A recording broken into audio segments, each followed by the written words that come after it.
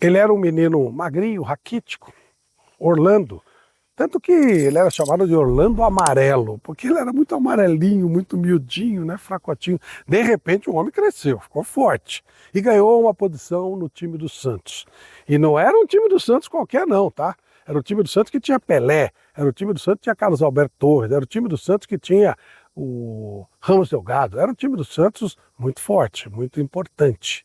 E aí ele ganha essa posição, vira um lateral direito que sabia se impor de força, não era um jogador técnico, mas que batia bem na bola. E a maior prova disso aconteceu quando ele foi para o Vasco. No Vasco, ele chegou a formar uma zaga tão forte, tão boa, que foi chamada de Barreira do Inferno. Quem fazia parte dessa zaga também era o Abel Braga, né, que hoje é treinador. O goleiro era o Mazzaropi, também histórico. Eles passaram o turno inteiro do Campeonato Carioca sem sofrer gols. Outra coisa, ele cruzava bem, começou a pegar bem na bola, cruzava bem, e o Roberto Dinamite cansou de fazer gol de cabeça das bolas cruzadas pelo Orlando. Realmente ele ganhou muito destaque. Lá, ele mudou de apelido, passou a ser chamado de Orlando Lelé.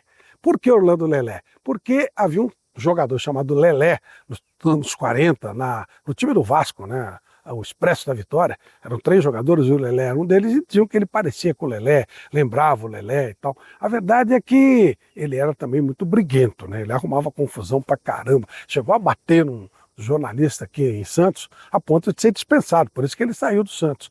Passagens por seleção também. Enfim, era um jogador polêmico. Ele arrumava confusão fora do campo, mas dentro do campo ele funcionava. E era adorado pelos torcedores do time.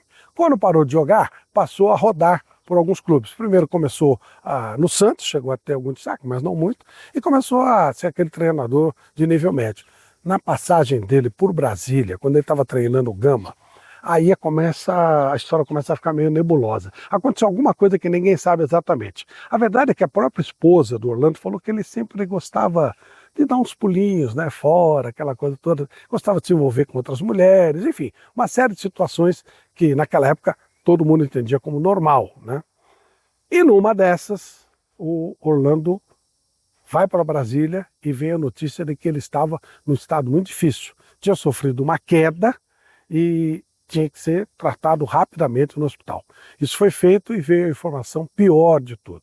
O Orlando estava tetraplégico. Não ia ter nunca mais a sua vida normal. Foi transportado para São Vicente, onde ele morava. A casa precisou de uma adaptação, e aí Emerson Leão foi de uma gentileza incrível, ajudando demais nessa adaptação. O Vasco ajudou muito com a parte financeira, nesse ponto o Eurico Miranda ajudava, realmente tem histórico de fazer isso com os jogadores, só que o Orlando foi definhando e aquela condição de um atleta, de um cara sempre ativo, para uma pessoa que praticamente vegetava, durou muito pouco. E ele morreu de bronquipneumonia, mas segundo a esposa, morreu na verdade de depressão. O que aconteceu com Orlando? Muita gente falava que ele se envolveu com a mulher de um deputado, com a namorada de um deputado, e teria tomado uma surra. Outros disseram que ele escorregou e bateu a cabeça na piscina. Parece que a história mais próxima da verdade é que realmente o Orlando estava com uma moça, recebeu uma premiação no Rio de Janeiro, voltou para lá e ia passar a noite com essa moça. E ele tinha mania, sei lá, porque de trancar o banheiro, sempre que ele entrava no banheiro. E numa dessas, ele sofreu uma queda no banheiro e passou algumas horas lá dentro, porque o banheiro estava trancado. E ela só foi ouvir isso depois de muitas horas, teve que arrombar a porta, pedir para a bombeira agir, tempo suficiente para que ele não tivesse mais condição de recuperação. Chegou no hospital numa situação dramática, e, embora tivessem salvado a vida dele, não conseguiram recuperar os movimentos dele. Nunca ninguém vai saber exatamente o que aconteceu. A verdade é que a mulher dele, com muita dignidade, o tratou até o final da vida e nunca quis saber muito os detalhes dessa história. Ela falou, o que passou, passou, e eu estou aqui para ajudá-lo nesse momento que ele precisa. Atitude grandiosa. E o Orlando fica registrado aqui no panteão dos deuses da bola, já que como jogador teve uma vida, uma postura sempre, embora de muita briga e de muita confusão, sempre uma postura de bom jogador.